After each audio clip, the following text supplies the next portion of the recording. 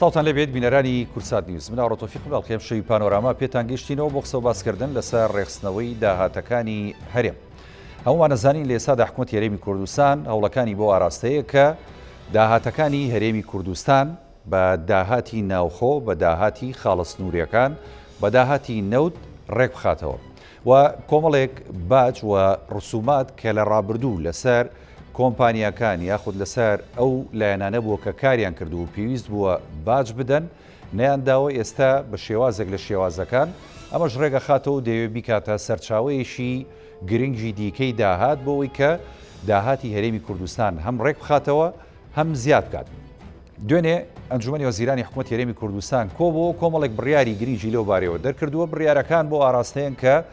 ساڵی 2021 هەم هەرێمی کوردستان لە ڕووی بژێویەوە لە ڕووی داراییەوە لە ڕووی ئابووریەوە تا ڕادەیەک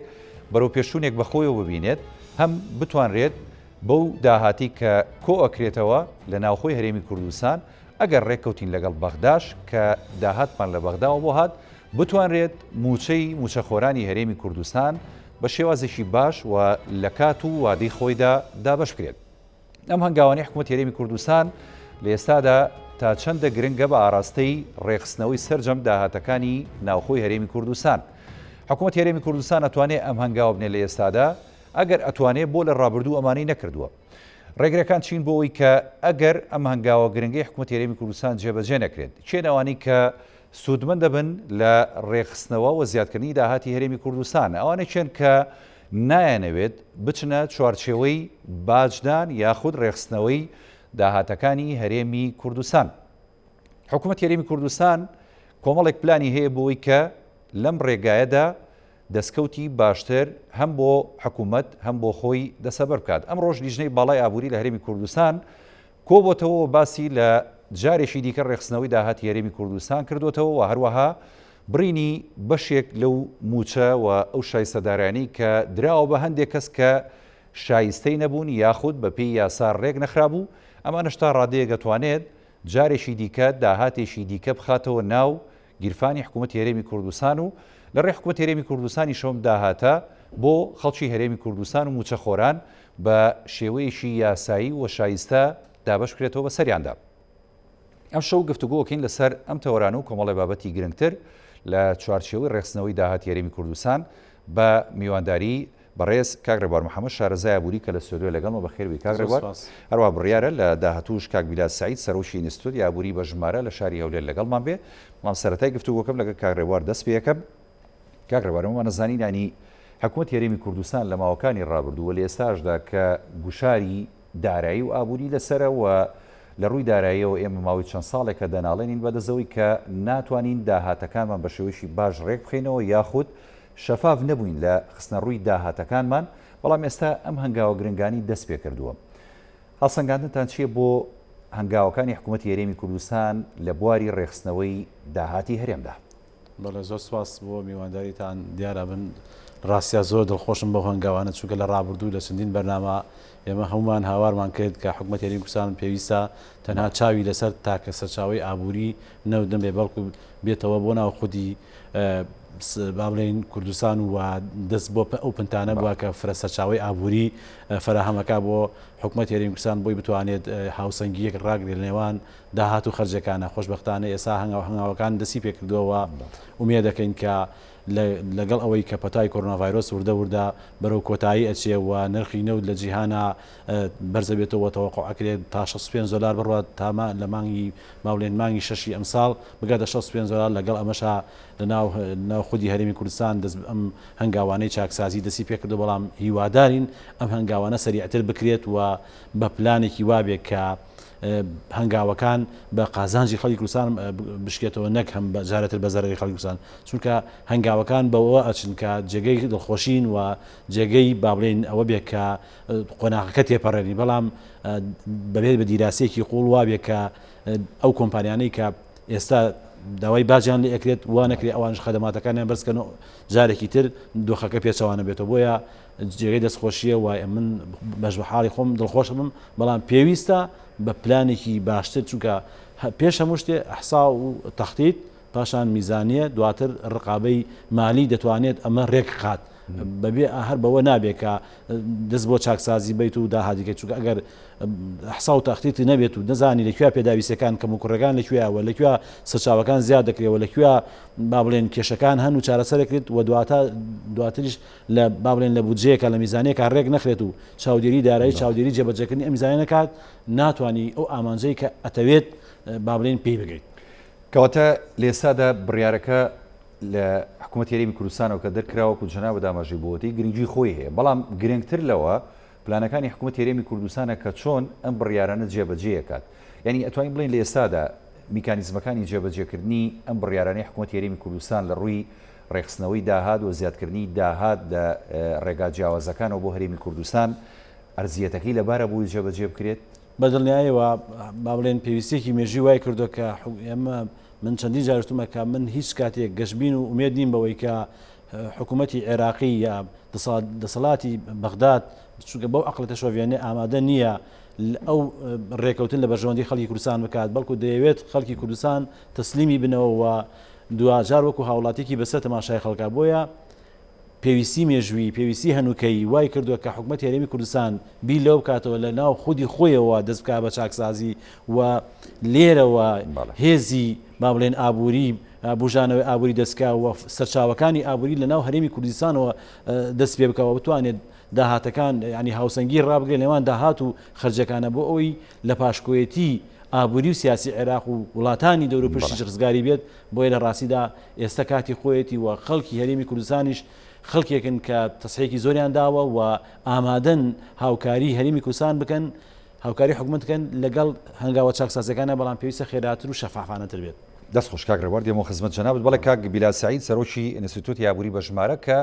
لەولێرەوە لەگەڵ مای سڵاو دەبێت خۆشحاڵین کە لە بەرنامەی پانۆراما لەگەڵمانی بەڵێ ئێمە لێسادا ئەوەی کە گرنگە باسی لێواکەین تەوەرەکەمان یانی ڕێخستنەوەی داهاتەکانی هەرێمی کوردستانە و ئەشزانم کە جەنابەت لە ڕووی ینی ژمارەوە و هەروەها لە ڕووی بەدواداچوونت بە سەرچاوەکانی هەرێمی کوردستان لە ڕابردوو و خستنە ڕووی داهات و خەرجی و بۆ نمونە ئەوەی کە لە هەرێمی کوردستاندا دەستەکەوێت بە وردیەوە بە دوواداچوونتان هەبووە ینی زانیاریتان زۆرە لەو بارەوە منەمەوە پرسم کاک بیلال لە ئێستادا حکوومەت هەرێمی کوردستان بۆ نمونە کۆمەڵێک بڕیاری دەرکردو بە ئاماژەیەک بە ڕێخستنەوەی داهاتەکانی هەرێمی کوردستان داهاتەکانی هەرێمی کوردستان ئەتوانین بڵین ئەگەر بەو شێوازەی حکوومەت دەیەوێت ڕێکی بخاتەوە لە ڕووی باج و ڕسومات لە ڕووی سندنی باج لە کۆمپانیەکان کە هەندێک جار ئەو کۆمپانیا ناوخۆیانە خۆیان دزیوەتەوە لە باجدان تا چەند ئەتوانێت ئەمە کاریگەر بێت لە ڕووی ژمارەوە بۆی کە داهاتی هەرێمی کوردستان زیاد بکە و لە بەرامبەردا حکوومەت هەرێمی کوردستان وەکو بەڵێنیشی داوە خەرجیەکانی خۆی کەم بکاتەوە. دەستخۆش دیارە بابەتی کۆکردنەوەی داهاتیان جۆرێک لە چۆنێتی مامەڵەکردن لەگەڵ ڕێخستنەوەی پرسی خەرجەکانە بابەتی گرنگە لە ڕاستیە بەڵام ئەوەی کە گرفتە ئێمە لە قۆناغی ڕابردووە بە ئێستاشەوە نەبوونی یاسای بودجێ ڕاستە لە عێراقا جۆرێک لە پچڕانی پەیوەندیەکان هەبووە لە نێوان هەردوو لا بەڵام ئێمە ئەگەر بگەڕێنەوە بۆ قۆناغی ڕابردوو قۆناغێکمان هەیە پێوترێ ساڵی 2014 بە دواوە تاوەکو ساڵی 2020 ئێمە لە ماوەی 2014 تا 2020 ئەم قۆناغەیە کە هەرێمی کوردستان بەداخەوە هیچ یاسایەکی بودجەی نەبووە بیانوەکەیشی تەنها لەو چوارچیوە بووە کە هەرێمی کوردستان مامەڵە و پەیوەندی دارایەکانی لەگەڵ بەغدا پچراوە بەڵام بە پچڕ پچڕیش بەشێک لە داهات هاتووە تا هەرێمی کوردستانە ئەمە یەکێک لەو گەورەترین گرفتەکانە کە ئێستا ئێمە لە بەردەمی دووڕیانەکەین ناتوانرێ و نازانرێ و ناتوانین شیکارێکی واقعی بۆ ئابووری هەرێمی کوردستان بکەین بۆی کە بزانین لە قۆناغی ڕابردووە لە کاتێکا خۆی بۆ خۆی پشتی بە سەرچاوەکانی داهات بەستووە بەبێ بەغدا چی هەبووە وهروها چۆنیش خەرجی کردووە ئەوەی کە دیارە حکوومەت پەیپەرێکی بڵاو کردوەوە لە قۆناغی ڕابردووە تەنها یەک دیوی ئەم پرسەی باس کردووە بۆ ئێمە کاڵێ 27 ملیار قەرزارم مناڵێ چەندە داهاتم هەبووە و چۆن خەرجم کردەوە بۆچی قەرزار بووم وهروها پرۆسەی شیکاری و شیتەڵکاری ئەم قەرزانش لە ڕاستیا دیار نییە ئێستا کە باس خواست هاتوۆتە سەرەوەی کە کابینەیەکی نوێیە و باسی ڕێخستنەوەی داهاتەکان و چۆنەتی مامەڵەکردنە لەگەڵ خەرجەکانە ئەمە جێ دڵخۆشیە بەڵام پێویستی بە هەنگاوی خێراترێ چونکە ئێمە قۆناغێکمان تێپەڕاندووە لەم کابینێش تاوەکو ئێستا ئەم ستێپانی کە هەستی پێەکەین ڕاستیا ستێپی قۆناغ بە قۆناغەکە بە جۆرێک لە جۆرەکانەکرێ بڵێن خاوەوە لە ئاستی پێویستان نەبووە چونکە ئێمە ئەزمونمان هەیە لە قۆناغی ڕابردووە لەگەڵ چوار سەرۆکۆزیرانی ڕابردوو بۆ منە لە سەردەمی مالیکیا و عەبادی و عادل عەبدولمەهدی و لێساشە مستەفا کازمی ئێمە ئەکرێ بڵێن ئەم چوار سەرۆکۆزیرانی کە لە عێراقا گوزەری کردووە لە نێوان کابینەی هەشت و کابینەی نوێیا بووە هەموو ئەمانە تێستکراون و ئێمە زانین کە حکوومەت عێراق خواستی چیەوە حجم و پێگەی خۆشمانەزانی لە ئابووری نوێ عێراقا لە دوا بە دوای پرۆسی ڕیفراندۆمە و کۆمەڵی گیر و گرفتی ناوخۆیی خۆمانە هەموو ئەمانە کە واقعەکەمان لێ دیارە ئێستا تەنها دەرەچەو دەرگایەکە باسیەوە کرێکە هەرێمی کوردستان قۆناغی داهاتوو بێتە خاوەن یاسای بودجەی خۆی ئەمە ئاماژەیەکی باشە لە ڕاستیە بەڵام پێویستی بە وردەکاری و شیتەڵکاری زیاترە ئەوەی کە جناوت پرسیارەکە بە تەحدید لەسەر مەسەلەی داهاتوەکان و چۆنێتی ڕێخستنەوەی حکوومەت یاریمی کوردستانەوەی کە تاوەکو ئێستا کردوێتی بەڕوون و بە شەفافی تاکی ئێستا دیار نییە داهاتەکانی لە ڕاستیا چەنە بە پچڕی بڵاوێکاتەوە راپۆرتێک لەو لادێ راپۆرتێک لەم لادێ ئێمە بۆ نمونە تەنها داهاتی نەوت کە زیاتر لە 90% داهاتی هەرێمی کوردستان پێکێنەوە ئەمە جۆرێکش لە جۆرەکان ڕاستیا بۆ عێراقی جۆرێک لە دروستیتیایە بەداخەوە ئێمە تاوەکو ئێستا بەم ساتە شۆکە قسەکەین نازانین بە وردەکاری تەواوە بە قۆناغی بۆ نمونە ساڵی 2020 لە بەلایانی کەمی ناوەڕاستی 2020 تاوەکو ئێستا نازانین هەرێمی کوردستان چەنە نەوت دەرەهێنرێ ڕۆژانە چەندێکی ئەفرۆشێتەوە نازانین بە کێی فرۆشێت چۆنەی فرۆشێتەوە چەندی بۆ بۆری ئەڕوا چەندێکی بۆ خەرجیات ئەڕوا چەندێکی بۆ کۆمپانیەکان ئەڕوا چەندێکی بۆ شایستەدارایەکان ئەڕوا و ئەوەشی ئەمێنێتەوە چۆن مامەڵی لەگەڵاکە چەندێکی قەرزی پێداتەوە چەندێکی وەکو داهاتەمێنێتەوە بۆیە بە بەردەوامی ئەم نیشانەی پرسیارە ئەم نیشانەی تعجبە لەسەر داهاتەکانی هەرێمی کوردستان هەیە کە ئێمە نازانین چۆنە پرۆسەکە ئێمە لە ڕووی ژماریەوە کاتێک مامەڵە لەگەڵ داهاتی هەرێمی کوردستان دەکەین ڕقەمەکان و داتاکان و داهاتەکان پێمانەڵێ داهاتی هەرێمی کوردستان لە ئاستێکی پێویستایە بە ئەندازەیەک بتوانێت ئەم قۆناغە تێپەڕێنەوە بەلایانی کەمی موچەی موچەخۆرانی پێدا بەش بکە بەڵام ئایا ئەم داهاتە بە کۆی گشتی دێتەوە بەردەستی حکوومەت ئەمە ناڕوونە ئایا حکوومەت لەو داهاتی کە پێوترێ داهاتی نەوداهاتی دەواازە سوورەکان باج و ڕسومات و کۆی گشتی داهاتی ناوخۆ چەنی دەستەکەوێ و چۆن خەرجێکە و چەندێکی داتەوە بە قەرز و چەندێکی داتەوە بە کۆمپانیەکان میکانزمی خەرجکردنی ئەم داهاتە تاوەکو ئێستا ناڕوون و نادیارە بەداخەوەمە کە گرفتێکی گەورەیە چی بۆ هاوڵاتیانی هەرێمی کوردستان چی بۆ پەرلەمان وەکو دامەزراوەیەکی یاسادانە چی بۆ میدیا و ڕۆژنامەنووسان کە ئەمانە دیار نەبوو هەر قسەیەک لەسەر پرۆسەی ژمارە و داتاکان ئەکرێ لە جێگایەکە ڕاستی واقعەتی تیابێ ئەکرێ لە جێگایەکە گومان بخرێتە سەری ئەکرێ هەندێک جار بۆ هەندێک مەرامی سیاسی بەشێک لە پەرلەمانتان یا هێزێکی سیاسی یان تەنانەت میدیاکارێک ڕۆژنامەنووسێکیش زۆر جارێ شەقام و هاوڵاتیانی گشتی بە سەر هەڵا ببە بەڵام دوجار حکوومەت بەرپرسیارە لەوەی کە ئەگەر هەڵەیەک ئەگەر کەم و کورتێک ڕوودا لەوەی کە ئێمە نەتوانین حقیقەتی واقعی داهاتی هەرێمی کوردستان و چۆنێتی مامەڵەکردن لەگەڵ داهاتەکە بەڕوون و شەفافی بۆ هاوڵاتیان بگوازینەوە. کاک بیلال ئاماژەت بۆ داهاتاوەکو بۆ نمونە هەرێمی کوردستان بودجە یاخود پرۆژە یاسای بودجەی نەبێ نازانی داهاتەکانی هەرێمی کوردستان چەنە بەڵام ینی بۆ نمونێسە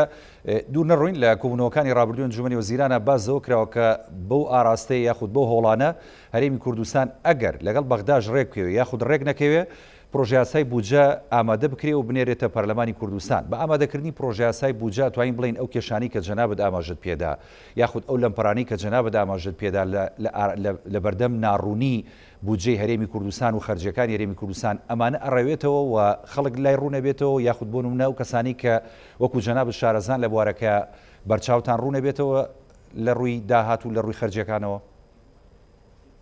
ئەم پرۆسی یاسای بودجە یان پرۆژە یاسای بودجە بۆ خۆی بابەتێکی تەواو لەلایەکەوە یاسایی داراییە و بابەتێکە هی ئەوە نییە کە ئێمە بڵێن گرنگە یا گرنگ نیە ئەمە بابەتێکە وەکو چۆن هاوڵاتیەکی ئاسایی دامەزراوەیەکی حکوومەت پێویستێتی وەکو چۆن جەنابەت بۆن منە پلانێک بۆ گیرفانی خۆدانەی کە ڕۆژێک کە دێتە دەرەوە چۆن خەرجیەکەی و چەنە داهاتێ لە داهاتەکەش چۆن مامەڵی لەگەڵاکەی بابەتی یاسای بودجە حاجێ و پێویستیەکە ئەوە نییە بیفرۆشینەوە بە هاوڵاتی و بیکەینە مەکرەمەیەک بەسەریا بە جۆرە لە جۆرەکان بەڵام گرنگە بڵێ گرنگە بە دڵنیایەوە چونکە ئێمە کاتێک یاسای بودجەمان هەبێ ئەزانی داهاتەکانمان چەندە بەلایانی کەمی خەمڵاندنێکمان لە بەردەسایە و ئەزانی چۆن خەرجەکرێ و ئەزانین لەکوێ خەرجەکرێ ئەوەی کە ئێستا گوزەری کردووە لە ماوەی 8 ساڵی ڕابردووە هیچ ختامەیەکی بودجەمان نەبووە 7 ساڵی ڕابردوو هیچ یاسایەکی بودجەمان نەبووە واتە ئێستا من و تۆ هیچ پەڕەیەکی دارایی لە بەردەستمانە نییە بزانین حکوومەت چەندە داهاتی هەبووە چۆن خەرجی کردووە لەکوێ خەرجی کردووە وەکیان ئەوانەی کە سەلاحەتی خەرجکردنیان هەبووە لەلایەکەوە ئەکرێ پارێزگارێک بۆ خۆی دەسەڵاتی خەرجکردنی بەخشی بێ بەخۆی ئەکرێ هەندێک جار وەزیرێک دەسەڵاتی بەخۆی بەخشی بێ ئەکرێ هەندێک جار ئەنجومەنی وەزیران یان هەندێک جار خودی سەرۆک وەزیران مامەڵی لەگەڵ داهاتەکانە کرد بێ بەڵام کاتێک یاسای بودجەمانە بێ ئەمانە ڕوونە بێتەوە کە داهات چەنە و چۆن خەرجەکرێ وەکیە خەرجیەکە و بۆچی خەرجی شەکرێ ئەمە لەلایەک بەڵام ئەوەی کە پەیوەستە بە قۆناغی ناوەڕۆکی یاسای بودجەش ئەمش بۆ خۆی کۆمەڵێک قسەی لەسرە ئایا ئەم داهاتە کە کۆکراوەتەوە سەرچاوی کۆکردنەوەی داهاتەکە چەنە و چۆن کۆ ئەکرێتەوە و ئەگەر داهاتەکەش کۆکراوە بە پرۆسەیەکی یاسایی ئاساییە تێپەڕێ یان ناشەفافی و گەندەڵی و کەم و کورتی تایە بەڵام ئەو کاتە بیلادانی بە ژمارە هەمووی دیاری ئەو کاتە بە ژمارە دەبێ هەمووی دیاری لە ڕووی ژمارە لە پرۆژه یاسای بودجێ عێراقدا هەیە.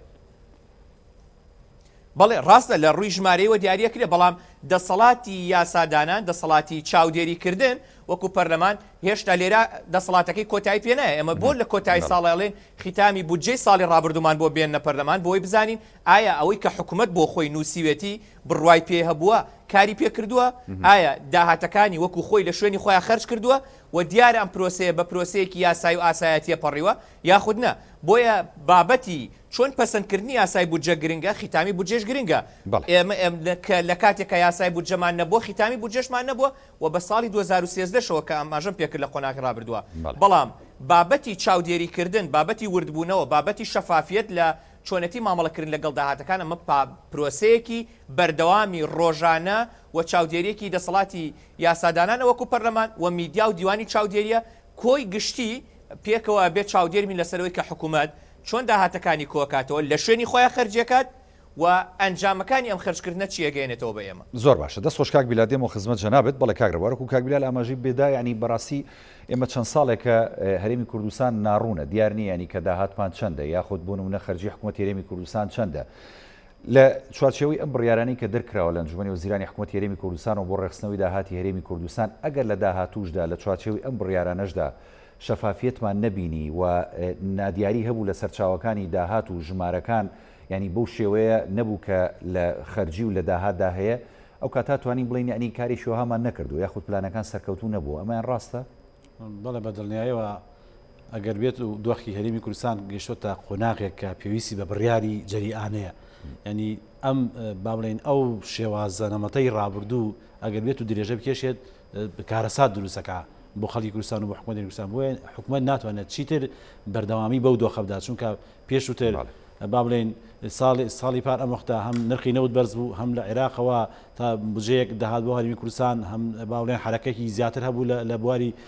بازرگانی و اقتصادا بەڵام ئێستا دۆخەکە جیاوازترە و بەڵام باشترە لە کۆتایەکانی با بڵێن ناوەڕاست و کۆتایەکانی 2020 بۆیە ئێستا پێویستی بە بڕیارێکە کە ئیتر ئەو نەمەتەی ڕابردوو کۆتایی بێت ئەگە بێت و بەردەوام بێت هەمان تو دوتیژی و با بڵێن ئەو دڵتەنگی و ناڕەحەتی کە ناو خەڵکی کوردستانە بەرامبەر حکوومەتی هەرێمی کوردستان کە خەڵ لە دۆڵێکە حکوومەتیش دۆڵێکە بەردەوام بێت ئەخیرەکەشی با بڵێن بەرەو تەقینەوە چێ بەڵام بە قەناعەتی من ئەم هەنگاوانە ینی با بڵێن ئەڵێ سەر مانگەشە و سەر لە ئێوارە دیارە ئەم هەنگاوانی حکوومەتی هەرێمی کوردستان من بەش بە حاڵی خۆم کە ینی دڵخۆشم بەڵام وتمان پێویست دەکات تۆزیە هەنگاوەکە خێراتر بکرێت بۆی زووتر بتوان کێشەکان چارەسەرکرد ئێمە لە 2014 تا ئێستا لە ناو دوو جەنگی نرخی نەوتە لە ناو با بڵێن پەتای کۆڕۆنا ڤایرۆسا لە نێوەن جەنگی عێراق و هەرێمی کوردستان لە بواری با بڵێن هەم داعش و هەم حساری عێراق لە ڕووی ئەوەی کە پچر بودجەی ناردووە ئێمە خەریکە هەڵ ئەسینەوە لەسەر قاچی خۆمان وردە بەڵام ناکرێت ئێمە چاوەڕێ ئەوە بین کە ینی لە پرێکە هەموو شتەکان کۆتابێ بەڵکو ئێستا دۆخەکە وتم نەوت لە $15 هاتوۆتە بۆ سەر ئەمڕۆ ئەم ئێوارە 56 و 50 سنت بووە ئەمە بەڕاستی جێگەی دڵخۆشکەری و با بڵێن بەنقی بلومێرگیش ئەڵێ تا 65 بۆ هاوینی ئەمساڵ ئەڕوات ئەمە تۆ لە بەرژەوەندی هەرێمی بەڵێ بەدڵنێ ئەمە خاڵێکی زۆر بەهێزە خاڵێکی ئەوەی کە نرخی با بڵێن دیناردا بەزی دلار بەرزکراوە ئەمەش هەموو $100 $20,000 دینار لە حکوومەتی هەرێمی کوردستان لەوێ داهاتی بۆ دەگەڕێتەوە بەڵێ ئەمە بەدڵ ئەمە دوو خاڵە حرەکەی با بڵێن ئابووری و بازار و بازرگانی بەهۆی کەمبوونەی پەتای کۆڕۆنا ڤایرۆس و ئەو ڤاکسینەی دژی پەتاکە هەنگاو نزیکە بێتەوە لە کوردستانش و لە جیهانە ئەمەش هەنگاوێکی ترە بە کرانەوەی با بڵێن ئابووری جیهان و بازرگانی و ئەو ترانزیتانی کە کوردستانە تێپەڕێواکە داهات زیاترکە ئەمانە هەمووی فاکتەری گرنگن کە وا دەکات هەرێمی کوردستان بتوانێت ئەو پلانەی کە دەیەوێت با بڵێن قۆناغ جێبەجێکاوە ئێمە ینی نامانەوێت بگەینە 100 بەڵام بەلانی کەمەوە لە ژووری 50 بین ئەم 2020ەکە ئەبێتە مای خۆشحاڵی بەڵام قۆناغ بە قۆناغ وتم ئێمە پێشەمو شتێ بڵێن ئەحسا و تەختێکی ڕێکپێکمانە بێت و بودجەیەکمان هەبێ ئەمساڵ و چاودێری دارێکی بەخۆت لەسەر داهاتەکان هەبێ و لەگەڵ ئەوەی کە ئەم فاکتەرانە یارمەتی حکوومەتی هەرێمی کوردستان حکوومەتی هەرێم پەنا بۆ جگە لە با بڵێن فەرزکردنی باجەکان و ئەو داهاتانی تر هەرسێک سیانزە کردەکەی تر لە بواری وەبەرهێنان ئەمە زۆر گرنگە کە وەبەرهێنانی بیانی و ناوخۆی لە بەنامەکانی ترا باسمان کرد کە چۆن ئەبێتە کۆڵەکەی ئەساسی بۆ هەڵسانەوەی هەموو شکستێکی ئابووری لەلایەک تریشەوە لەناو خودی با بڵێن دام و دەستگاکانی حکوومەت هەرێمی کوردستانە هەمیمە یاساکانی مساتەحەمان هەیە یاساکانی بەکرێدانمان هەیە دەتوانین سەدان و هەزاران پرۆژەی تری بچووک لە ڕێی کۆمپانیەکان و خەڵکی سەرمایه‌داری بچووکەوە دروست بکەینەوە بە پێی سروشتی هەموو ناوچەیەک حرەکەیکی تر دروست بکەین ئەمە هەموو بەدڵنیایەوە بەکرێدانیان و ئەو شوێنە ئەو زەویانەی کە زۆر تیجارین و گرنگن نەک بفرۆشێن بدرێن بە سەرمایه‌داری بچووک و سەرمایه‌دارەکان پرۆژەی با بڵێن مساتەحەی تیا بکەن و بەکرێدانی تیاکەن بۆی داهاتێکی زەبەلاحی تر بێتە پاڵ داهاتەکانی تر لەگەڵ ئەوەی کە ینی یەکێکە لە خاڵەکە نێگەتیفەکان کە لە کوردستانە و کە دڵی خەڵکی ئازارداوە ناهاوسەنگی لە نێوان چینێکی سەرەوەی دەوڵەمەند و چینی زۆرینەی خوارەوە ئێستا فەرزکردنی ئەم باجانە هەم هاوسەنگی دارایی ڕێکەخا هەم دادپەروەری کۆمەڵایەتیش ڕێکە خاتەوە ئەمە کارێکی زۆر باشە ینی بۆعدی زۆری هەیە بۆی هیوادارم بە زووترین کات ئەم هەنگاوە بنێ بۆی لانی کەم و ئاهێک بە ناخی خەڵکا بێتەوە و خەڵکی بگات کە ئەم حکوومەتە بەڕاستی کە حکوومەتی هەموو تاکی کۆمەلگا و بخۆی بەخاونی هەموو خەڵ دەزانێت لە چینە بەرزەکان و سەرمایه‌دارەکان حەق وەرەگرێتەوە بۆ چینەکانی خوارە بۆی تا ڕادەیەک هاوسەنگێک نزیبوونەوە دروست بێت و خەڵکی بگات کە حکوومەتی نیشتمانی و حکوومەتی خەڵکە نەک حکوومەتی چینێکی سەرمایه‌دار کە لە بابلین لە بەرژەوەندی ئەوان کارەکە و تابێ ئەوان قەبابێت زۆر باشە دەست خۆشکاگرەوە بەڵێ کاک بیلالیانی منەمێ پرسیارێکی دیکە لە بەڕێز بکەم ینی بۆ نمونە ئێستا حکوومەتی هەرێمی کوردستان بڕیاری داوە کە داهاتەکانی ڕێک بخاتەوە لە ڕێخستنەوە ئەم داهاتە کۆمەڵی خەڵک ینی زیانیان بەرەکەوێت بە حکومەوەی زیان نییە بەڵام لە ڕابردوودا ئەمانە بۆ نمونە کۆمپانیان یاخود سەرمایه‌دارن یاخود وەبەرهێنەرن خۆیان دزیوەتەوە لە ڕێکارەکانی باشدان بە حکوومەتی هەرێمی کوردستان یاخود ئەو ئەرکانی کە لەسەر شانیانە لە ڕووی یاساییەوە بەڵام هاوڵاتی هەرێمی کوردستان بۆ نمونە لە چوارچێوەی ڕێخستنەوەی ئەم داهاتە کە لە هەرێمی کوردستان ئێستا هەنگاوی بۆ دەنێ حکوومەتی هەرێمی کوردستان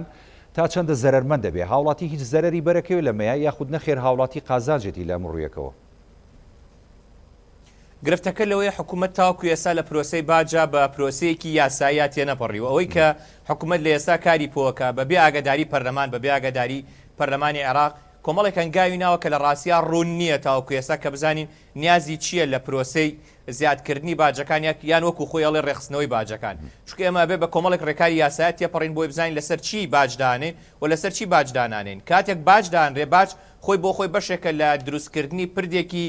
دادپەروەری لە نێوان هاوڵاتیانەوە تا هاوڵاتیەکی پلە باڵا بێ بەشێک لە باجی لێوە بگرێ بۆی بتوانرێ خزمەتی کایی گشتی و کەرتی گشتی پێ بکرێت بەڵام لە ڕاستیە لە هەرێمی کوردستانە لە قۆناغی ڕابردووە هەموو کۆمپانیا گەورەکان کۆمپانیا زەبەلاحەکانی هەم وڵاتە لە سکتەرە جیاوازەکانە بەخشێنراون لە باج و حکوومەت خۆی بۆ خۆی دەرگای بۆ ئاڵا کردوون و بەشێک لەم کۆمپانیا گەورانە لە هەرێمی کوردستانە بۆ خۆی حیزبە گەورەکانی هەرێمی کوردستانی لە پشتایە بۆیە ئەگەر باس لە ڕێخستنەوەی باج بێ و وەرگرتنی باج بێ لەم کۆمپانیا گەورانە ئەوە جێگای دڵخۆشی و کارێکی باشە و کارێکی ایجابیە بەڵام ئایا حکوومەت چی کردو چی میکانیزمێکی داڕشتووە بۆی کاتێک باج لەم کۆمپانیا گەورانە وەرەگرێ جارێکی دیکە بارقورسایی لەلایەن ئەم کۆمپانیا گەورانە لەسەر هاوڵاتی دروست ناکرێ بۆ نمونە کۆمپانیا ئاسیاسیەڵ ئەمڕۆ ڕایگەیاندەوە توێتی من پێشووتر باجی فرۆشتنم داواتە حکوومەتی عێراق چی جای پێویستە کاتەوە جارێکی دیکە باج بدەمەوە بە حکوومەتی هەرێمی کوردستان ئەمە بۆ خۆی پرسیارێکی واقعیە ئەگەر لەو باجە بەشێواقعیە کاگیلان لە ڕووی قانونیەوە لە ڕووی قانونیەوە ئەو کۆمپانیایە لە هەم لە عێراق بەگشتی ئیشەکە هەم لە هەرێمی کوردستانیش ینی نابێت باجیش بداتە هەرێمی کوردستان بەڵام دەسەڵاتی کۆمپانیەکانی پەیوەندیکردن لەلایەن دامەزراوەکانی عێراقەوە ڕێکخراوە ئەمە دەسەڵاتێکی مرکزیە ئەمە حکوومەتی عێراق بۆ خۆی مۆڵەتی پێداون بۆی کارکردنیان واتە دەسەڵاتی پێدانی مۆڵەتی کارکردنی کۆمپانیەکانی پەیوەندیکردن لە دەسەڵاتی حکوومەتی هەرێمی کوردستان یان هەرێمی فیدراڵیەکانە نییە لە ڕاستی ئەمە بابەتێکی تەواو یاسایەوە لە دەسەڵاتی مرکزایە بەڵام بابەتی کۆمپانیەکانی ئەنتەرنێت ئەکرێ لێرە جارێکی دیکە خوێندنەوە بۆ ئەم بابەتە بکرێ بۆ نمونە کۆمپانیای جیاوازی ئەنتەرنێتەیە لە سنووری هەرێمی کوردستانە کاران ئەم کۆمپانیانە ئەکرێ ئیجبار بکرێن بۆی کە باج بدەنە حکوومەتی هەرێمی کوردستان بەڵام چۆن و چی کاتێک و بەچی بڕێک ئەمە جێگای قسە لەسەرکردنە کە باز لەوەیە کە حکوومەتی هەرێمی کوردستان کۆمەڵی ڕێخستنەوە داکە لەگەڵ ئەوەشە ئێمە ئەبێ ئەومان لە بەرچاو بێ کاتێک باجە سپێنین بەسەر کۆمپانیەکانی بۆ نمونە ئەنتەرنێت بە نمونە هێنمەوە ئایا ئەم کۆمپانیانە جارێکی دیکە دەست نابن بۆ بەرزکردنەوەی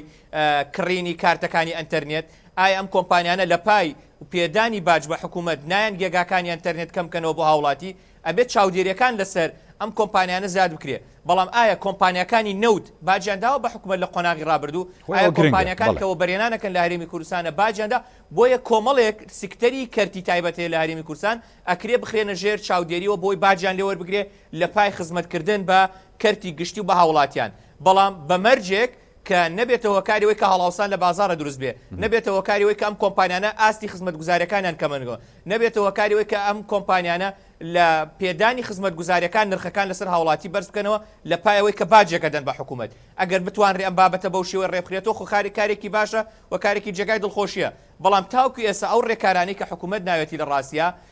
لە ئەنجامیەوەی کە بە پەلەپەل کاری لەسەرەکە ئەوەندەی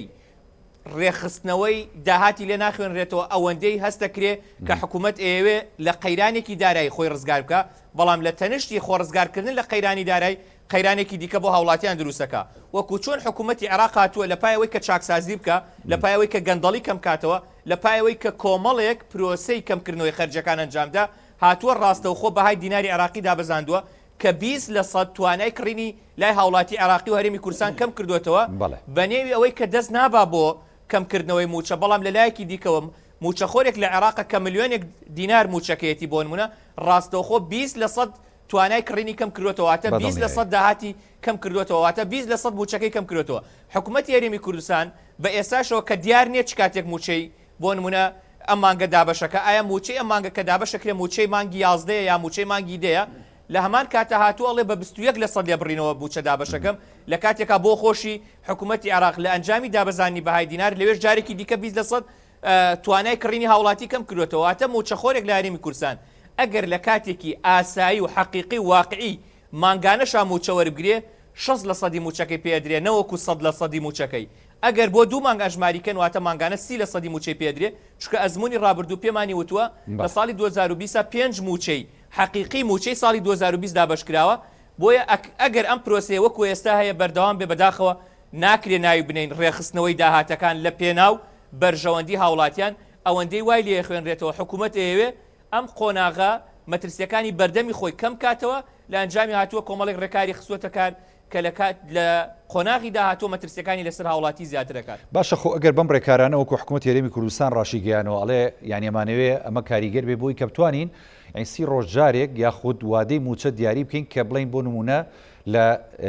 30 مانگە موچەکە دابەشەکرێ خۆ ئەمەش ینی گرنگە لێ سادا خۆی کە خەمی هاوڵاتی و موچەخۆرانە ئەوەی کە کەی موچەکەی وەرەگرێ یاخود دیار بێ کە موچەکەی وەرەگرێ کەواتە ئەگەر ئەمە لە پێناوی ئەوەدا بێ ینی ئاسایی ئەگەر هاوڵاتی لە لایشی دیکەوە کەمێک تۆزێ باجی بچێتە سەر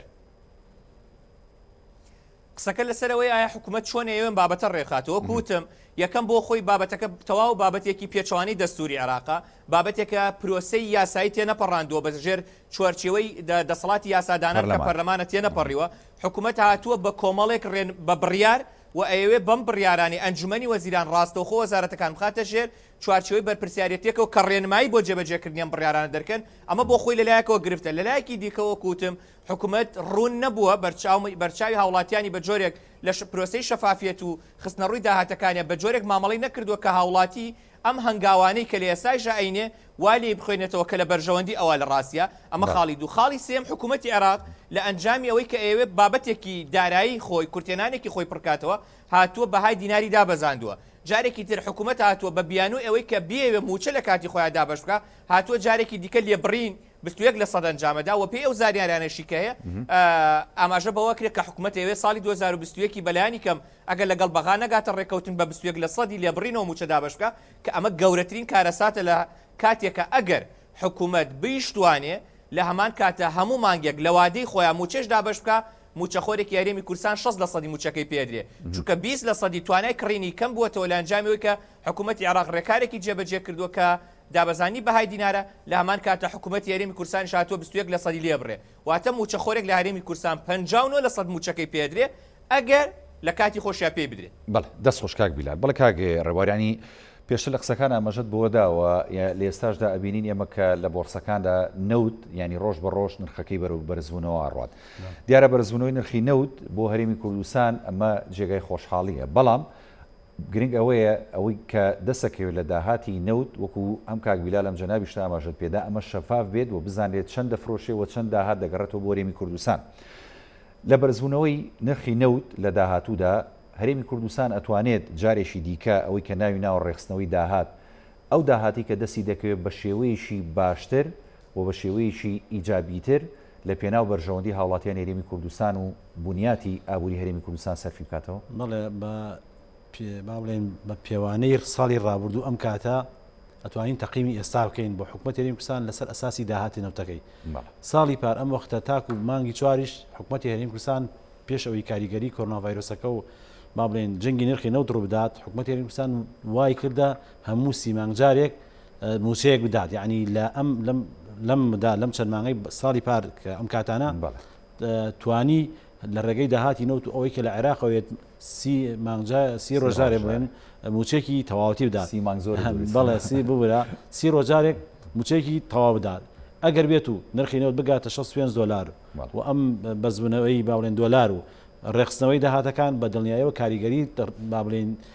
پۆزیتیفی دەبێت و حکوومەت هەرێمی کوردستان دەتوانێت هەنگاوی باشتر بڵێ وەکو کاکبیلە لامەژەی پێدا تۆگەل لە 120 موچەی ینی فەرمانبەران ببڕێت ئەو کاتە بە دابەزینی ینی بەهای دیناریش ئەین تۆ کاتە هەر موچەخۆرێک لە هەرێمی کوردستان لە 160 موچەکە. من ئەوە وتم ئێمە حکوومەت هەرێمی کوردستان سەرڕای جەنگی نرخی نەوت و جەنگی لەگەڵ عێراق جەنگی ئابووری لەگەڵ عێراق و پەتای کۆرۆنا ڤایرۆس و ناشەفافێتی خۆی و ئەو کێشانەی کوردستان ئێستا وردە خەریکا دێتەوە سەر ما بڵێن وەستانی لەسەر قاچی خۆی و هەنگاوەکان دەنی و لە سەرەتای هێشتاکە ناتوانین ینی ئێمە گوشاری ئەو بکەین کە بڵێن لە ماوەیەکی چەند مایەکە دەگاتە ئاسێکی تەوا بەڵام ئەمانە ئەمە جێگەی ئومێدن و دڵخۆشین. من خاڵێک کە زۆر دائما نیگەران مەکە کاتێک کە دێتە سەر ئەوەی کە قسە لەسەر نێوان حکوومەتی هەرێمی کوردستان و بەغدا کرد یەکسەر هجوم دەکرێت سەر حکوومەتی کوردستان بە قەنەعاتی من شتێکی بێویژدانیە چونکە دەبێت دەستور وەکو خۆی پێناسە بکرێت و نێت و باڵێن لە تێگەیشتن بۆ بەغدا تێبگەی کە نێتی چێ بەرامبەری خەڵکی کوردستان و لە دەستور تەواو تێبگەی ئەنجا دەتوانی تەقیمی وەزعەکەی. ئێستا بۆ نمونە ئەمەی باڵێن ئاسیاسیال و کۆمپانیەکان کە باڵێن دەسەڵاتی مۆڵەت پێدان بەو کۆمپانیانەی باڵێن ئیتیساڵات پەیوەندیەکان دەسەڵاتی سرفی باڵێن حکوومەتی عێراق مادەی 110 دەستور بەڵام داهاتەکەی یعنی دەسەڵاتی باڵێن ڕەهای ئەو نییە. بۆچی؟ لەبەڕێی مادەی 106 دەستور داوا دەکات کە هەیئەتێکی سربەخۆ دەستێکی سربەخۆ لە ئیقلیمەکان و پارێزگاکان و ناوەند دروست بکرێەوە ئەم هەیئەتە سربەخۆ بێەوە چاودێری کۆکردنەوەی داهاتەکان و دابشکردنی بە عەدالەت بەسەر هەموو عێراقا بە هەموو ئیقلیم و پارێزگاکانە بکە. ئایا لە ئێستادا حکوومەتی عێراقی دەسەڵات لە بەغا ئەو مادانەی چمادەی 112 دەسوور تایبەت بە نەوت چمادەی 114 تایبەت بە گومرگ چم با بڵێن یاسایی باج تا ئێستا حکوومەتی عێراقی دەری نەکردە بۆی حسەی کورد دیار نەبێت لە باجی عێراقا هەسێرکە لێەوە ئەو گورزەکانی خۆیدا غەدرانە لە کورد کرا بەڵێ جەنگی ینی کەمەرشکێن دژی کورد دەکات بۆیە ناحەقیە بەرامبەر حکوومەتی هەرێمی کوردستان دەڵێ بڵێن ئێمە مادەم ئەو دەسەڵاتی ڕەهای هەیە لە مۆڵەت پێدانی پەیوەندیەکانە بەڵام هەموو داهاتەکەش بۆ نەخێت لەلایەکی ترشەوە ئێمە دەتوانین بەپێی بە قەنەعەتی خوێندنەوەی من چونکە مادەی 106 دەستور ئەو حەقی بە ئێمە داوە کە ئێمە بە شێوەیەکی هاوسەنگ لە داهات و بودجێ عێراق مافمان هەبێت بەپێی ئەوەیدا کۆمپانی ئاسیاسیال لە سەرچەکەی لە کوردستانەوە چەند ملیۆن من نازم چەند ملیۆن هاوبەشیە بەڵام بەپێی ئەوەی کە هاوبەشەکانی هەرێمی کوردستان تۆ دەتوانین لەسەر ئەساسی ئەوە بەڵێن باجەکە دیاریکردنی ئەو داهاتی کە حکوومەتی عێراق لیان وەرەگرێ هیچ پشکی هەرێمی کوردستانی لێ نەداوە بۆ نمونە لەو پارانەشی کە نێراوە بڵین ماگانە بۆ بودجێ هەرێمی کوردستان ئێستا ئەو لە بە هەموو شێوەیەک هەموو با بڵێن هەناردنی هەموو بڕەپارێکی بڕیوە ئیتر کەواتە دیارە کە ئەو هەرچی وەرگێت لە کۆمپانیا ئاسیاسیال لە 2020 هیچی با بڵێن بەشی هەرێمی کوردستانی تیان هابێت. بۆیە هەرێمی کوردستان ئەتوانێت داوای باچکە لەم کۆمپانیانە بە قەنەعەتی من کاکبیلە لە ڕووی یاسایی و یاسایی نییە ئەوەی لە ڕووی یاساییە کە قسە لەسەر مۆڵەتەکە بکرێت بەڵام قسە لەسەر داهاتەکەی هەرێمی کوردستان بەشێکە لە عێراق و مادەی 106 داوای کردەوە دەستێکی سربەخۆ دروستکەوە ئەم دەستە داهاتەکانی هەموو عێراق بە شێوازێکی دادپەروەرانە دابشکا بەسەر هەموو ئیقلیم و پارێزگاکانە ئێمە لە ڕوانگەی مادەی 106ەوە دەتوانین یعنی حەق خۆمان بۆ نەمان کردووە کە توانیمان بەداخەوە ینی من ینی ئێستا لە بەغا گروپێک دروست بووە بەنا ئێستا نەخوایانە هاوپەیمانی هیوا کۆمەڵی پەرلەمانتار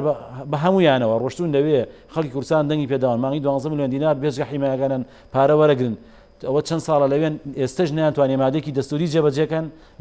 نەیاسای نەوتوغاز نەیاسای گومرگ نەیاسای باجەکان نەیاسای ئەنجومەنی فیدراڵی دەستە سەربەخۆکان بەشی کورد لە سوپای عێراق هەموو 23 مادەکە لە 144 مادەکە ڕێکس ڕاستەخۆ باسی مافی کوردەکە نەیانتوانێت یەک مادەی دەستوری جێبەجێکەن ئێستا لێەوە خۆڵ دەکەنە چاوی خەڵکی کوردستان و پارێکی مۆڵ وەرەگرن خەڵکیش گیرفانی خاڵی دڵی تەنگ تووڕە و بێزار استقلالی ئەم تووڕێی خەڵکە سواری شەپۆلی ئەم تووڕێی خەڵکە بوون و خۆیان بە هیوا و فریادڕەسی خەڵکە زانن دەبێت ڕۆژە ڕۆژان محاسبەیان بکرێت لەسەر ئەوەی کە تۆ خەڵکی کوردستان نارتی بۆ بەغا بۆ شەڕی دەستوری خەڵکی کوردستان نەکرد بۆ مادەکانی دەستوری جێبەجێ نەکرد بۆ یاساکان و بۆ دەرنەکرد بۆ هەرێمی کوردستان کە ئێستا ئێمە ئەگەر یاسای باج هەبووە لە عێراق ئێسامان زانی بەشی ئێمە لە باج پشکی هەرێم لە باجی عێراق چەنە ژیرۆدۆ بەشخوراوە باشە لەوێەوە ئەوان سواری ئەو شەپۆلە بوون و بە هەمان شێوەی ئەوانەی ڕابردوو جارەتە خەڵکی کوردستان ئەبنەوە بۆ تینێلێکی تاریک دەست خۆش کاک ڕەوا بەڵێ کاک بیلال ینی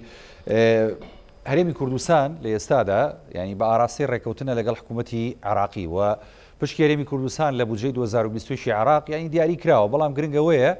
ئەم پرۆژه یاسایە لە ئێستادا لە ئەنجومەنی نوێنەرانی عراق و خوێندنەوەی دووەمیشی بۆ کراوە بەڵام تا چەند ینی تێئەپەڕێت ئەمان تا ئێستا دیار نییە بەڵام ئەگە لە داهاتوودا یاساکە تێپەڕێنراوە هەرێمی کوردستان توانی پشکی خۆی لە بەغدا وەربگرێەوە پابندەکانی خۆی بەرامبەر بەغدا جێبەجێکرد ئەمانە تا چەند ئەتوانن بۆ نمونە هاتنی لە 12.67 لە داهاتی گشتی عراق بۆ هەرێمی کوردستان داهاتی هەرێمی کوردستان دەوڵەمەندتر بکاوە هەرێمی کوردستان بتوانێت لە داهاتوودا لە ڕێگەی وەزارەتی پلاندانان یاخود لە ڕێگەی پەرلەمان و حکوومەت هەرێمی کوردستان پلانێکی استراتیژی دوورمەودا دابڕێژە بووی کە ئەم داهاتانی دەستیەکەوی هەروە بە هەدەری نەدا لە پێناو کۆمەڵێک ینی هەندێک بۆ نمونە زیادە مەسروفی حکوومەت یاخود موچەی زیادە ئەتوانێت چۆن ئەمە سوودی لێ بێنێ لە داهاتوودا خۆی لە ڕاستیە بابەتی ئەوەی کە کێ خەتابارە یان کێ هۆکار بووە لەوەی کە هەرێمی کوردستان و بەغدا ناگەنە ڕێکەوتنەوە بابەتێکە پێویستی بە توێژینەوە و وردبوونەوەی زیاتر هەیە چونکە هەر یەکێک لەم لایەنانە ئەگەر بدوێنی بە جۆرێک لە جۆرەکان هەم حەقیقەتی لایە هەم جۆرێک پابەندبوونی لایە هەم جۆرێک لە لاری و خۆچی لایە کە پابەند نەبووە لە قۆناغی لە قۆناغەکانە چی هەرێمی کوردستان چی بەغداد بەڵام ئەکرێ بڵێن ئێمە ئەتوانین وەکو کورد مبەڕێر نەدەینە دەستی عێراقەوە و ئێستا زۆر تاکید لەوە ئەکرێتەوە کە گوترێ کورد ئەم جارە هیچ دەرەچە و دەرگایەک بۆ بەغدا نایڵێتەوە کەمە جێی دڵخۆشیە گەر بەو شێوە مامەڵە بکەین و ئێمە خۆزگایە وەکو چۆن بەتایبەتی لە قۆناغی ڕابردووە کۆی گشتی ئەو کۆبوونەوەی کە گفتوگۆ هەبووە لە نێوان هەرێمی کوردستان و بەغدا بڵاو کرایەوە خۆزگای پێشووتریشمان ببینایە بۆی بزانین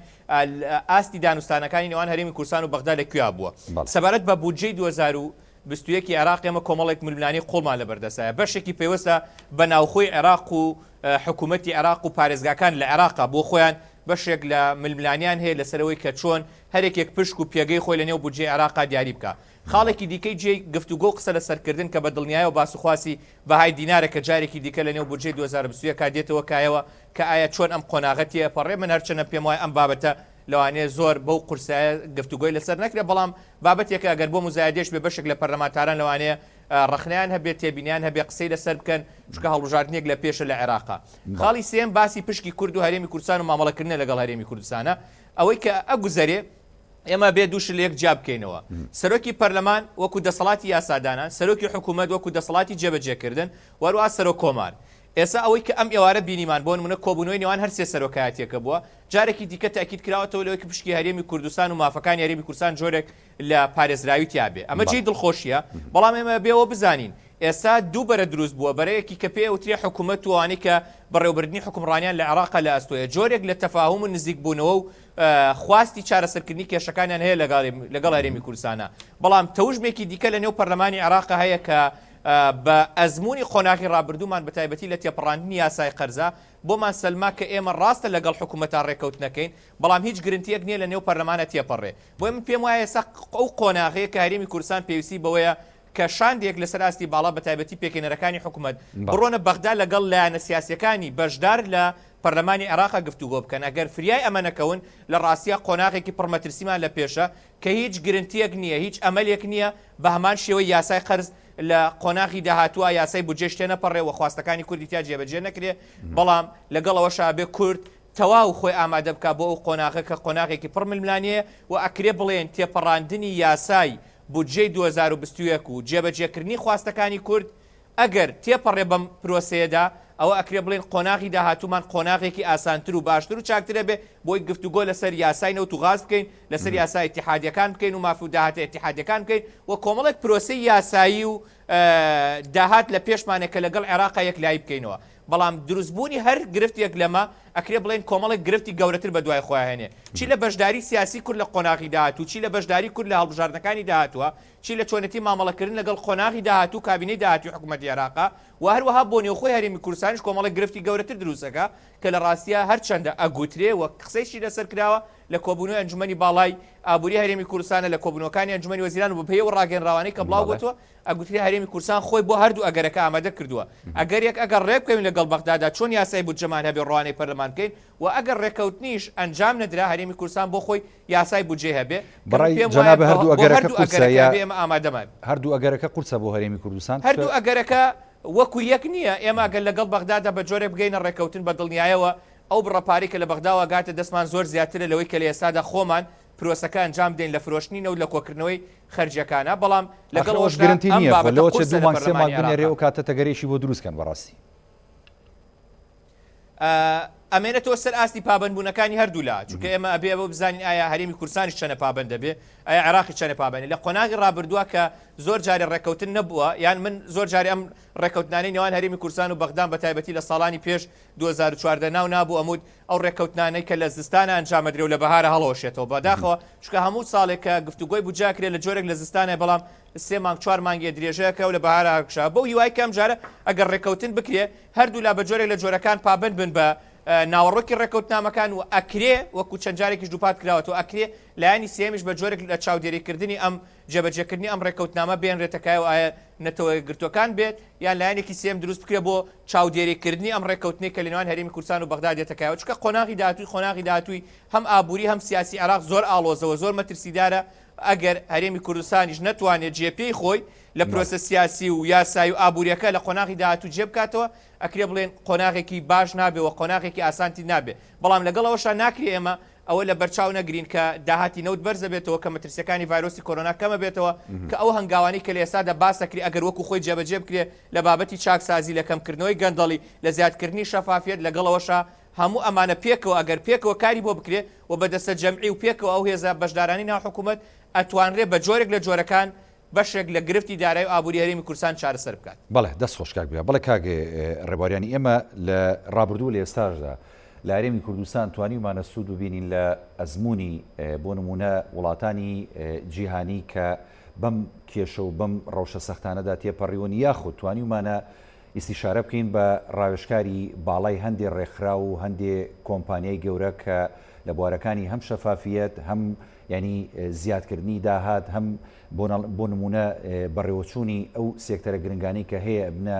مای خۆشگوزەرانی و پێشخستنی کەرتی ئابووری لە وڵاتدا سوودیان لێبینین ئەمە کراوە ئەگەر کراوە ئەی بۆ ئەنجامەکەی دیارنی ئەگەر نەکراوە هۆکارەکەی چیە؟ لە ڕاستیدا ئەمە بە بێویژدانی نەکەین بەرامبەر ئەو هەموو باڵێن هەوڵەی حکوومەت هەرێمی کوردستان ئەنی هەموو شتێک لە شوێنی خۆیان بڵێن لە بابڵێن لە بەتایبەتی لە دوای 2023 و ڕوخانی حکوومەتی عێراقیەوە کۆمەڵی هەنگاوی باش لە هەرێمی کوردستان ئەوەیەکی لەو شتانەی کە من هەمیشە بەپێی اختصاسی خۆم بەردەوام بەچوونەکەم کە باڵێن پرۆسەی وەبەرهێنان لە بواری نەوتا کە وەڵامی یا تۆڵەکردنەوەی با بڵێن فرۆشتنی ویلایەتی مووسڵ کە 4 ڕۆژی تر 16/1925 کە کاتە 95 ساڵ کە ویلایەتی مووسڵ لە بەرامبەر نەوتی باشووری کوردستانە فرۆشا بە حکوومەتی عێراقی و لەو دەخەوە هەتا ئێستا ڕژێمە یەک لە دوایەکان بە چاوی غەنیمە و با بڵێن کۆیلە سەیری خەڵکی هەرێمی کوردستانەکەن و دەسوورەکانی ڕابردوو ئەم دەسوورش سەلماندی کە بە هیچ کاتێک ئەوان ئێمە بە هاوبەش و شەریکی خۆیان نازان بۆی هەرێمی کوردستان لە بواری نەوتەوە بەرهێنانی باشی کردووە و 57 گرێبەسی لەگەڵ کۆمەڵی دەوڵەت و کۆمپانیا کردووە ڕۆیشتە سەر سیستەمی وزەی جیهانی بەڵام ئاسی فرۆشتی نەوتەکە و ناشەفافێتەکە وای کردووە کە خەلەکەی دروست کردووە لە ئەمە لە بواری بەریان لە بواری وەبەرهێنانی تر بە سیانزە کەرتەکەی تر کە باڵێن کشت و کاڵ و گەشت و گوزار و ڕێگا و بان و تەندروستی و خوێنی باڵاوانە لە 2006 تا 2016 767 پرۆژەکراوە بەڵام لە ڕووی دابشکردنی جوگرافیەوە 339 چۆ بۆ هەولێر 214 بۆ سێمانی 214 بۆ دووەک ئەمەنە عەدالەتی تیا بووە لە ڕووی کوالیتی و جۆرەکەیشیوە ئەو پرۆژانە نەبوون کە با بڵێن بۆ ڕۆژی تنگانە بەکەڵ بێن کە ئاسایشی نەتەوەی ئاسایشی خۆراک بپارێزن ینی ئەمە هەمووی پێمانەڵێ بێ پیاچوونەوە بکەین بەتاکید ینی شت کراوە بەڵام خەلەل هەیە لە ڕووی با بڵێن نەوعیەوە لە ڕووی دابشکردنی جوگرافیەوە بۆیە پێویستەکات ئێمە با بڵێن بە پلانەکانی ڕابردووا بچینەوە لەسەر جارێکتر لەسەر ئەساسی پێداویستی و عەدالەت و یەکسانی ناوچەکان و پێداویستی ئەو پرۆژانەی کە هەیە ئێمە جارێکتر دەستکەینەوە بەرهێنان و بتوانین وڵاتەکەمان خەینە سەر ڕێچکەی خۆی و بتوانین ئەو پرۆژانەی کە کراوە کە با بڵێن 47 میلیارد دلار تەنها لە بواری بەرهێنا سەرمایهداری ناوخۆیی و کەمێک بیانیش سەرفیان کرد جگەل لەو هەموو ملیارە دلاری لە داهاتی نەوتی عێراق و خۆمان سەرف کراوە بەڵام نەمانتوانی بکاتە ئەوەی کە لە ڕۆژی تەنگانە بۆ ڕۆژی ڕەش بەکاری بێنین بۆیە پێویستە بەداد ینی بە خۆداچوونەوە بکرێت جارێتی خەسەنگانی بۆ بکرێت و لەسەر ئەساسی پێداویستی پرۆژەکان بکرێت. بەڵێ ئەمەوێ ینی دو کۆمنت و قسەی بەڕێزی شەوەرگرین لەبارەوەی کە بزین ئاخۆ لە داهاتوە هەرێمی کوردستان ئەتوانێت بە مەنگاوانی کە دەیەوێ هاوێ لەباری یان زیادکردنی داهات و ڕێخستنەوەی داهاتەکانی خۆی سەرکەوتووە بێەوە لەمپەڕی نایەتە ڕێگاگەل لەمپەڕی هاتە ڕێگە چۆن ئەتوانێت ینی ڕوبەڕوویان بێتەوە و ئاستەنگەکان تێپەڕێنە بەڕاستی من وجەنەزەری تایبەتی خۆمە لەبەرەوەی لەباری نەوتا اختصاصمەوە لەو تایبەتبوون لە بوارە لە 1920 کە ویلایەتی مووسڵ فرۆشاوە بە عێراق تا ئێستا هەموو دانوستانەکانی کورد لەسەر گرێکوێرەی دانوستانەکان نەوت بووە و هیچ کاتێکش ڕێکەوتن نەبووە و بە ئێستاشەوە بە قەناعەتی من لە نێوان هەرێمی کوردستان و بەغدادا ڕێکەوتن ناکرێت ڕێکەوتنێکی کۆنکریتی ناکرێت ئەگەر هەر شتێکش بکرێت شتی پینەوپەڕۆیە و چەندمانێکا و کۆتاییە چونکە هیچ مادێکی دەسوود جێبەجێ نەکراوە کاتێک ئێمە دڵخۆشە بین کە هەرێم بەغداد و هەولێر ڕێکەوتنەکان یاسای نەوت و غازەر بکرێت یاسای با بڵێن دابشکردنی داهاتی نەوتی عێراق بکرێت یاسای ڕێخستنی وەزارەتی نەوتی عێراق بکرێت یاسای ڕێخستنەوەی کۆمپانیای نەوتی عێراقی بکرێت یاسای باز دەربکرێت یاسای ئیدارەدانی گومڕ بکرێت هەموو ئەو دەستەکان و ئەنجومەنی فیدراڵی هەموو ئەمانە دروست کرێت ئەو کاتێ دەڵێن دەستوری عێراق و خۆی جێبەجێ کراوە کێشەکان کۆتایی پێهاتوە هەموو کاتێ لە کاتی ساڵە لە کاتی میزانیە و دانانی بودجا بەشی کوردیارەوە بەڵام حکومەتی عێراقی بە نەفەسی خەڵەتان و کاتکوشتن یاری لەگەڵ حکومەتی خەڵکی کوردستانە دەکاوە بە قەناعەتی من حەقا هەم خەڵکی کوردستان و هەم حکومەتی کوردستان بەغداد وەکو لاوەکی سیرکا و بێتەوە بۆ ناو خۆی لە کەرتی وەبەرهێنان بە هەموو کەرتەکانیەوە و سەرچاوەکانی تر وە گومرگ و ئەو چاکسازی دەستی پێکردو پەلەی لێ بکا و شەفافێت و جارێکتر سیقە و متوانەدادە بە خەڵک ئەوەی هەیە بڵێ لەسەر بخاتە بەردەستی پەرلەمانی کوردستان کەنوێری هەموو خەڵکی کوردستانە و سیقە و متوانە دروستکردن ئەوەی هەیە بە ئەوە بە هەموو خەڵکی بینێ و قەناعەت بێکە خەڵکیش دڵنیام قەناعەت بەوە کە ئامادە نییە جارێتر مێژووی سە ساڵی خۆی لەدەستداد و بچێتەوە تەسلیمی عێراق بێتەوە بەو عەقڵەتەی ڕابردوو حکومان کرد. دەست خۆش کاکڕوا بەڵێ کاک بیلاساید وەکو ئابووری ناسێک ئەمە دووە کۆمنتی بەڕێزی شەوی بیستین فەرموو. دیارە بابەتی ڕێخستنەوەی داهاتەکان جارێکی تر تاکی دەکەمەوە لەوەی کە ئێمە بۆەوەی کە بابەتێکی یاسایی و ئاسایی واروها دارایی باشمانە بێت لە قۆناغی داهاتوە و داهاتەکان شوێنی خۆی بگرێ و جێگای خۆی بگرێن پێویستمان بۆیە کە دامەزراوەکانی حکوومەت لە وەزارەتی سامانە سروشتیەکان لە وەزارەتی دارایی لە دەواازە سنووریەکان لە بەڕێوەبرایەتیەکانی باج و گوبرکە هەموو ئەمانە بە پرۆسەیەکی دامەزراوەیکردنا تێپەڕن کە لە ڕاستیە بەداخەوە ئێستا گرفتیان هەیە و پێویستیان بە ڕێخستنەوە ئێمە هەیە جگە لە ئێمە پێویستمان بە کۆمەڵەیەک یاسای گرنگەوە ئەو یاسانەشی کە وەکو خۆی کاری پێ بکرێ و ئەگەر لە جێگایەکە پێویستی بە هەموارکردنەوەی هەموار بکرێتەوە لەلایەک لایەکی دیکەوە پێویستمان بۆیە کە چاکسازیەکی بەرفراوان لە کۆی گشتی سکتەرەکانە ڕابگەێنرێ کۆی گشتی ئەم داهاتانە کۆ بکرێتەوە بۆی بتوانرێت لە شوێنی خۆی و لە کاتی خۆی و بتوانرێت لە